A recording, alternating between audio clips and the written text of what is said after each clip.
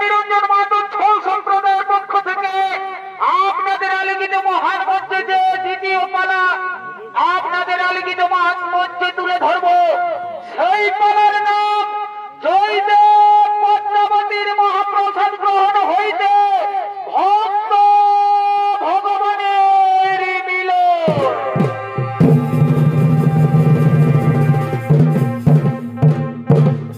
তাই পালা 2025-এর নতুন পালা। এই পালার মধ্যে যদি কিছু ভুল ত্রুটি হয়ে থাকে আমাদের সকলের করে দেবেন ক্ষমা। দশম শতাব্দীর শেষ ভাগে তখন বাংলার রাজা ছিলেন লক্ষণ সেন। এই মত অবস্থায় বীরভূম জেলার কেন্দ্রবিল্ল গ্রামে শ্রী শ্রী জয়দেবের জন্ম হয়। তার পিতা ছিলেন ভোজদেব গোস্বামী, মাতা বামাবতী দেবী গোস্বামী। ভক্তের সুরের ঝঙ্কারে সর্পের হাতের অস্ত্র খসে পড়ল। দিনাতিদিন ভক্ত তার সাধনা ছিল বাংলার এক প্রান্ত থেকে অন্য প্রান্ত মুখরিত করা। শেষ ভাগে শ্রী শ্রী গোবিন্দকে জয়দেব ধরা দিতে হয়েছিল। এই ছিল জয়দেবের সাধনা। আর অন্যদিকে শিবরাম চক্রবর্তী ছিলেন পুরুষোত্তম। তিনি ছিলেন ভগবান জগন্নাথের দাস। তার কোন পুত্র সন্তান বা কন্যা সন্তান ছিল না। তাই একদিন শিবরাম চক্রবর্তী প্রভু জগন্নাথের কাছে মানত করেছিলেন, হে প্রভু, যদি আমার কোন পুত্র সন্তান বা কন্যা সন্তানের জন্ম হয় তবে সেই পুত্র সন্তান বা কন্যা সন্তান আপনার চরণে নিয়োজিত করব। তাই এতদিনে তার একটি কন্যা সন্তানের জন্ম হয় এবং ধীরে ধীরে বড় হয়। সেই কন্যা সন্তানকে নিয়ে শিবরাম চক্রবর্তী চলেছেন প্রভু জগন্নাথের এই মন্দিরে।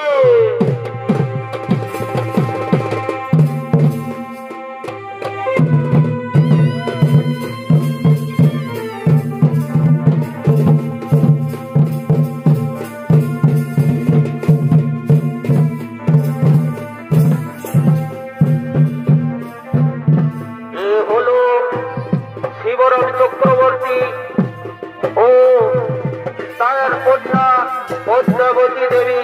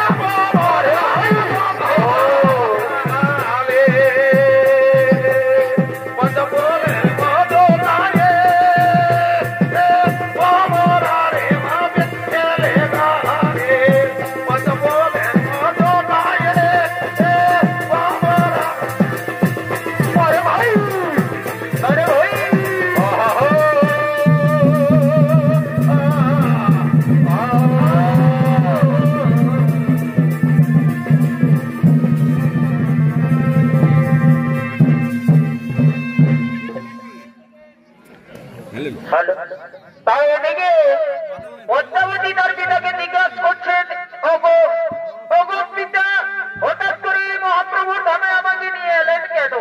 এখন যে আমার ধর্মে কর্মের বয়স নয়। ওরে ওরে পদ্মা, এই মহাপ্রভুর কাছে আমি মানত করেছিলাম যে যদি আমার কোন পুত্র সন্তান বা কন্যা সন্তানের জন্ম হয়, তবে আমি সেই পুত্র সন্তান বা কন্যা সন্তানকে প্রভুর চরণে নিয়োজিত করব। তাই তো তোমাকে নিয়ে এসেছি মা, মহাপ্রভুর চরণে নিয়োজিত করার জন্য। আজ থেকে এই মহাপ্রভুই তোমার আশ্রিতা, আজ থেকে এই মহাপ্রভুই তোমার আশ্রিতা। ওগো ওগো পিতা, এ আমার চরম সৌভাগ্য পিতা, এ আমার চরম সৌভাগ্য। এই জগৎ সংসারে এমন ভাগ্য কজনের আছে বলো তো পিতা? ওরে ওরে পদ্মা, এই মহাপ্রভু আমাকে স্বপ্নে জানিয়েছেন যে তার পরম ভক্ত জয়দেব নামে কোন সুপুরুষের সঙ্গে তোর বিয়ে দিতে। কিন্তু আমি তো সেই জয়দেবকে চিনি না, জানি না, তাই তোমাকে চিনি নিতে হবে মা, তোমাকে বরণ করে নিতে হবে সেই জয়দেবকে। ঠিক আছে পিতা, তাই হবে। আমি মহাপ্রভুর পরম ভক্তের গলায় মালা দেব, আমি ওই পরম ভক্তের গলাতেই মালা দেব। ওরে মা, তাহলে আজ থেকে মন্দির প্রাঙ্গণে তুমি সেই জয়দেবের অপেক্ষা করো। মহাপ্রভু ঠিক তোমাদের দুজনকে মিলে দেবে। আমি এখন আসি মা, আমি এখন আসি, নিজের খেয়াল রাখিস, আমি এখন আসি। পিতা পিতা।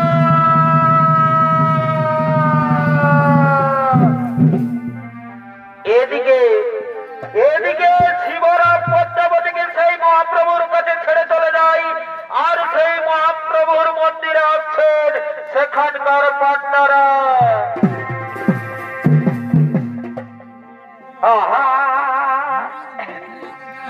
আর শিব মন্দিরে যত পান্ডা,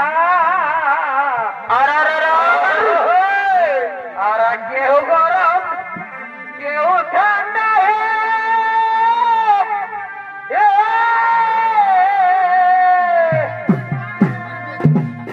আচ্ছা ভাই, আর শিব মন্দিরে যত পান্ডা, আর কেউ গরম কেউ ঠান্ডা।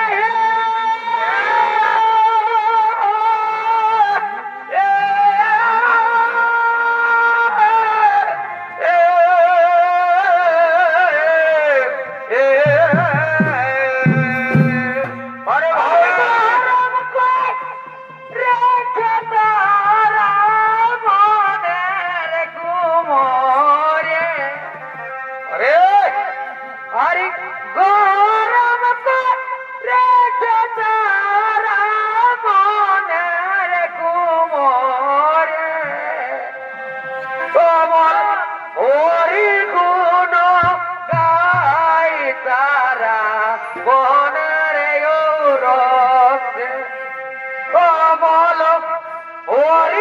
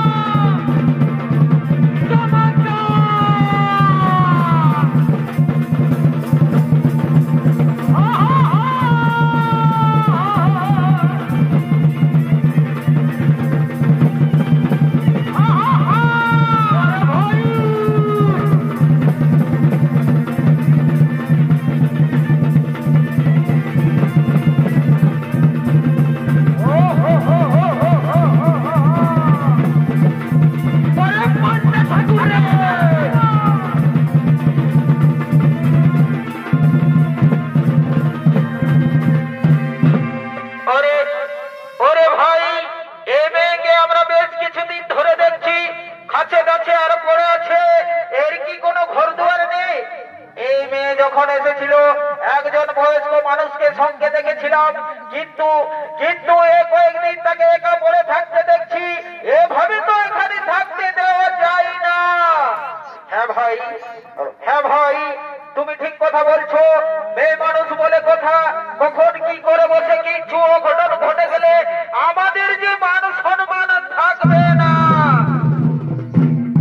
শোনো ভাই, শোনো ভাই, আমরা নিজেদের মধ্যে তর্ক বিতর্ক করে কিছু বুঝতে পারবো না, বরং চলো চলো সকলে মিলে জিজ্ঞাসা করি কি তার রহস্য।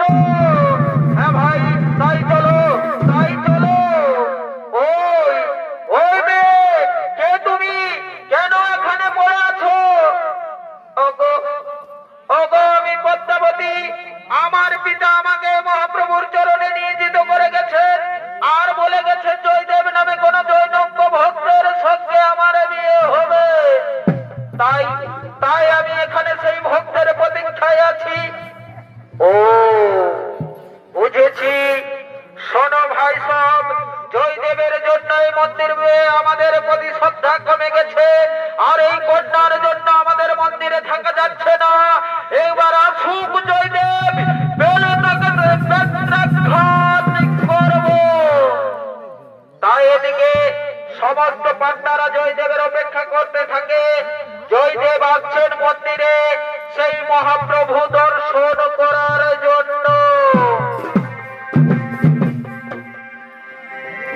হরি বল,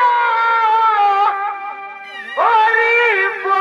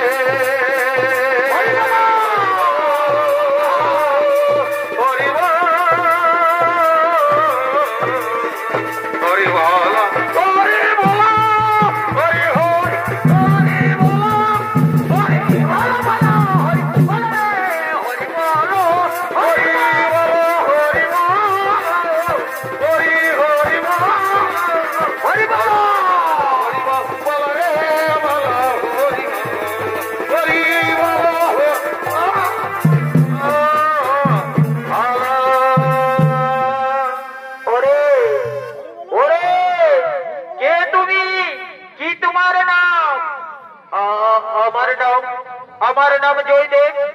কি কি বললে জয়দেব? ওরে ভাই, পেয়েছি এতদিনে সেই জয়দেবকে। ওরে জয়দেব, তোমার জন্য আমাদের এই মন্দিরে গুরুত্ব কমে গেছে।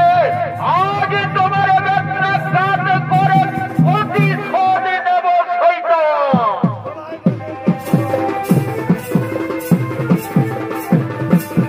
হরি বল, হরি বল, হরি বল, হরি বল, বল বল হরি বল, হরি বল, হরি বল, হরি বল,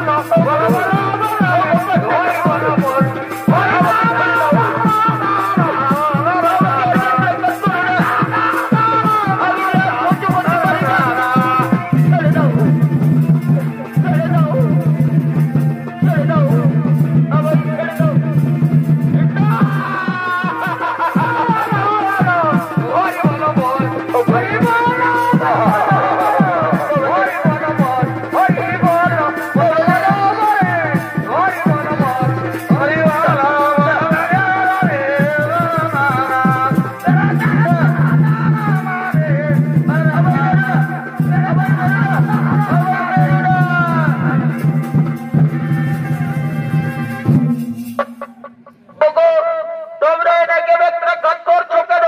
কি অপরাধ করেছেন ইনি? দয়া করে প্রভুর কাছে অনাচার করবেন না। অনাচার, অনাচার, এই জয়দেবের জন্য আমাদের জীবন অতিষ্ঠ হয়ে উঠেছে। একে আমরা বেত্রাঘাত করে চামড়া তুলে নেব। কি কি বললে জয়দেব? দাঁড়াও, দাঁড়াও গো তোমরা। ইনি যে আমার স্বামী, তোমরা আর বেত্রাঘাত করো না। দয়া করে তোমরা আর বেত্রাঘাত করো না। কে স্বামী? কে স্বামী? আমি কারো স্বামী নই। আমি সারা জীবন সন্ন্যাস থাকার সংকল্প নিয়েছি। আর আর তুমি বলো কিনা আমি তোমার স্বামী? ওগো, ওগো, আমার পিতা এই মহাপ্রভুর কাছে রেখে গেছেন তোমার অর্ধাঙ্গিনী হয়ে তোমার সেবা করার জন্য। বলেছেন পদ্মাবতী, আজ থেকে মহাপ্রভু ভক্তের তোমাই সব। এখন আমার আর কেউ নেই, একমাত্র তুমি আমার সব। তাই তাই আমাকে গ্রহণ করুন স্বামী, আমাকে গ্রহণ করুন। ও, বুঝতে পেরেছি, বুঝতে পেরেছি প্রভুর লীলা। তাহলে তাই মহাপ্রভুর ইচ্ছে। তবে শোনো, শোনো পদ্মাবতী, আজ থেকে তোমাকে স্ত্রী রূপে গ্রহণ করলাম। আজ থেকে তোমাকে স্ত্রী রূপে গ্রহণ করলাম। তাই স্বামী, আমায় তো কোনোদিন ভুলে যাবে না স্বামী? না না পদ্মাবতী, তোমায় আমি কোনোদিন ভুলবো না, কোনোদিন আমি ভুলে যাব না। না,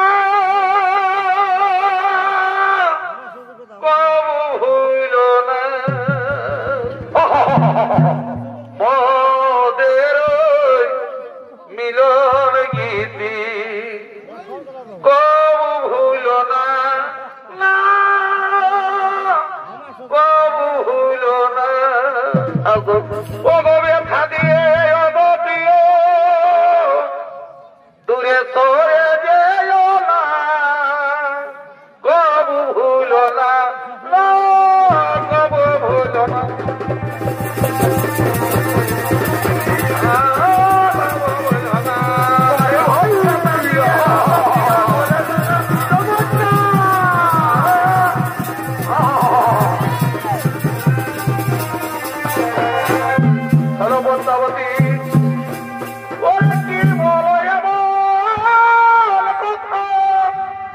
তোমায় আমি দেব ব্যথা। ওরা কি বলো এমন কথা? আরে ভাই, তোমায় আমি দেব ব্যথা। মালা হয়ে দুলব গলে,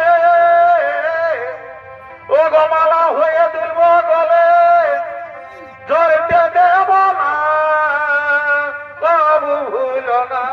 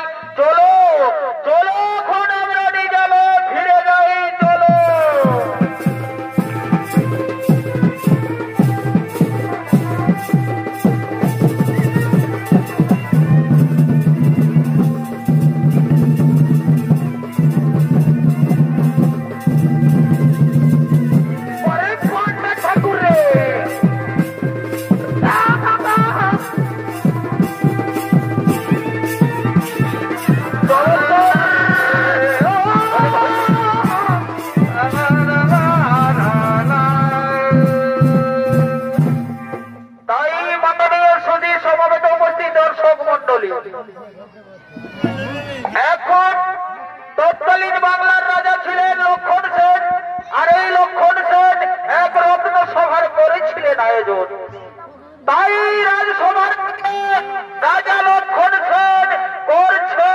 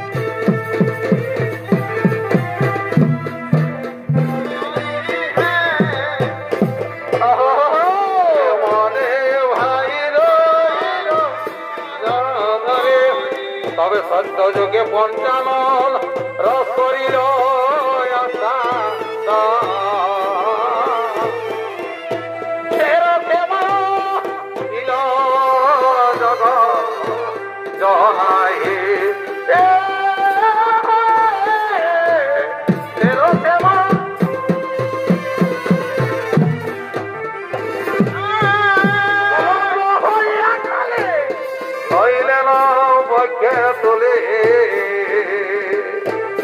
ওরে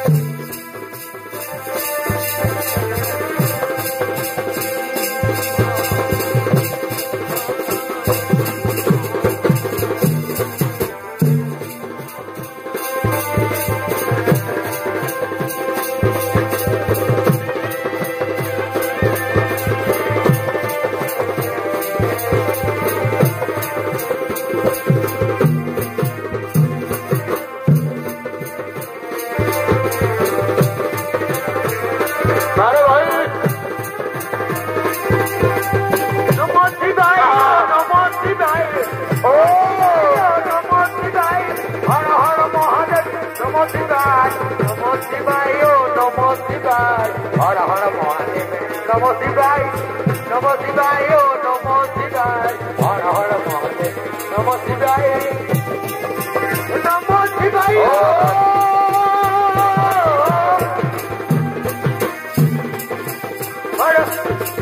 নম শিবায় ও নম শিবায় হর হর মহাদেব নম শিবায় ও নম শিবায় নম শিবায় ও নম শিবায়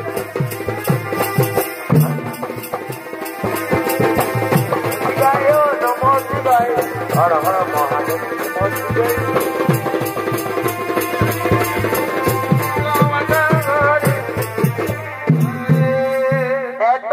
পদ্মাবতী এক মনে ভগবানের প্রসাদ রান্না করছেন। এই মত অবস্থায় জয়দেব ফিরে এসেছেন রাজসভার থেকে। পদ্মাবতী ও গো পদ্মাবতী তাড়াতাড়ি অন্ন দাও, আমার যে বড় খিদে পেয়েছে, তাড়াতাড়ি অন্ন গ্রহণ করে আমাকে যে গীত গোবিন্দ সম্পন্ন করতে হবে। কিন্তু বলো বলো পদ্মাবতী, কিভাবে আমি গীত গোবিন্দ সম্পন্ন করি? আমি যে শ্রী রাধার চরণে শ্রী হরিকে স্থান দিতে পারি না। ওগো ওগো, এ নিয়ে তুমি চিন্তা করো না, ভগবান শ্রীকের সমাধান খুঁজে দেবেন। তুমি এখন স্নান সেরে এসো। ঠিক আছে পদ্মাবতী, আমি স্নান সেরে আসছি, আমি স্নান সেরে আসছি। এদিকে জয়দেব চলে যায় স্নানের জন্য, আর সেই সুযোগে ভগবান নারায়ণ ছদ্মবেশে আসছেন পদ্মাবতীর কাছে।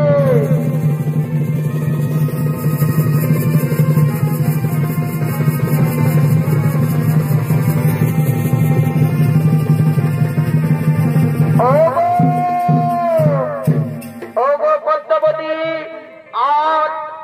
পদ্মাবতী, আমার আগে স্নান হয়ে গেছে, আমি তোমাকে বলতে ভুলে গেছিলাম। দাও দাও, তাড়াতাড়ি অন্ন দাও। এই নাও স্বামী, এই নাও।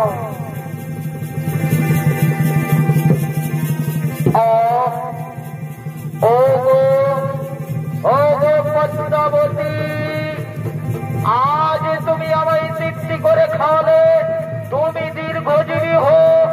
আমি এখন যাই, সেই গীত গোবিন্দ সম্পূর্ণ করতে হবে যে।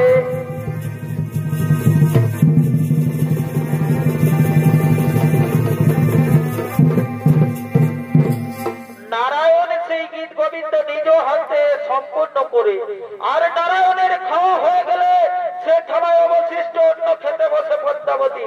আর এইদিকে জয়দেব স্নান সেরে বাড়ি ফিরছে।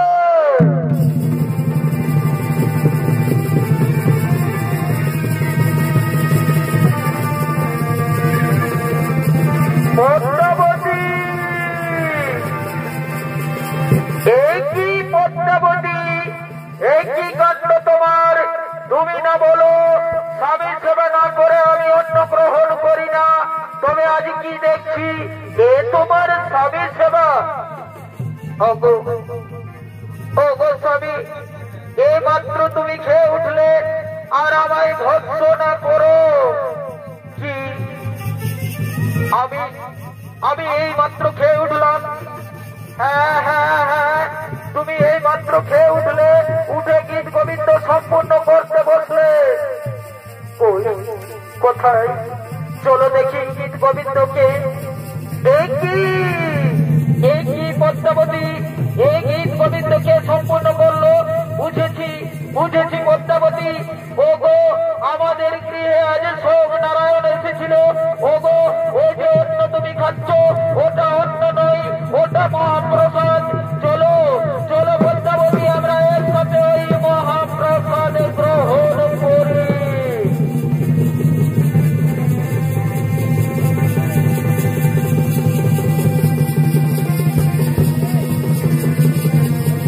এদিকে মহাপ্রসাদ গ্রহণ করার পর নারায়ণ দর্শন দেই সেই জয়দেবকে ও পদ্মাবতীকে।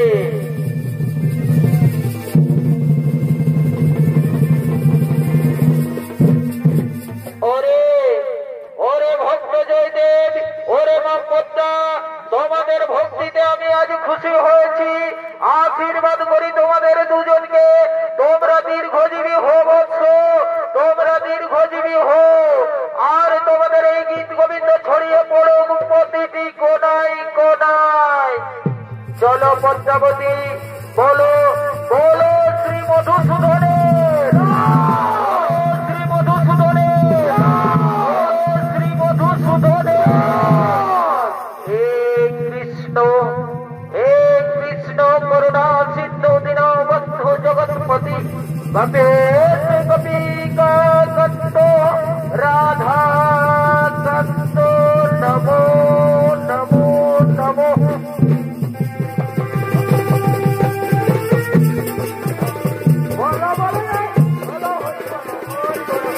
বলো হরি বল হরি হরি বল বলো বলো রে বলো হরি বলো হরি বলো